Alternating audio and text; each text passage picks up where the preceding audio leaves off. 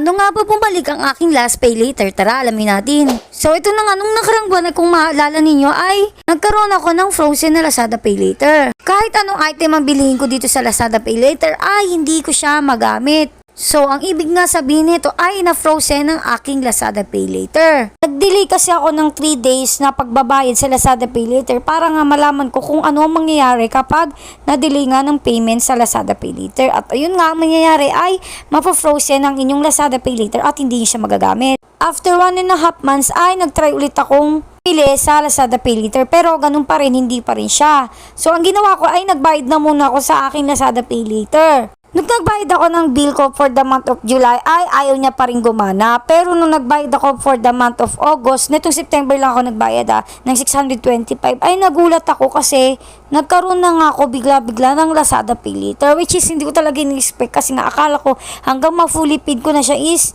hindi ko na talaga siya magagamit. So ito, nag-scroll nga lang ako sa Lazada, nagbabaka sakali ako na magkaroon na ako ulit ng Lazada Pay Later. Tapos ayan, nagtry ako nung gatas. Tapos yan, nagulat ako kasi meron na agad Lazada Pay Later dito sa select payment method.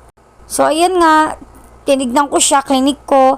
Tapos ayan, kung pwedeng 6 months, pwede ring 3 months, or pwedeng 1 month to pay, which is 0 interest siya. So kapag 6 months yung pinili ko is 56 siya, tapos pagka 3 months ay 100, tapos pagka 1 month to pay is ganun lang din siya, same price lang din siya. So yan, kinonfirm purchase ko na siya. Tapos yan, nung i-check out ko na siya is nag-ready muna ako ng coins kasi meron pa akong coins, sayang din yan. Tapos nakita ko rin na meron akong voucher na 50% cashback. So 80 pesos yung makukuha kong cashback.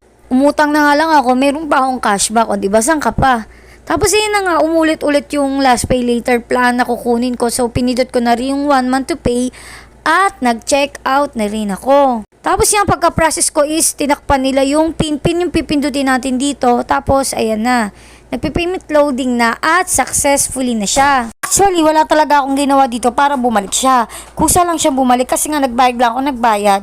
Hanggang sa nalaman ko na nga meron na lang siya. Kaya kung na-frozen din yung Lazada Pay Later nyo is magbayad lang kayo na magbayad. At malay nyo, diba, bumalik na ulit siya. Kaya yun lang.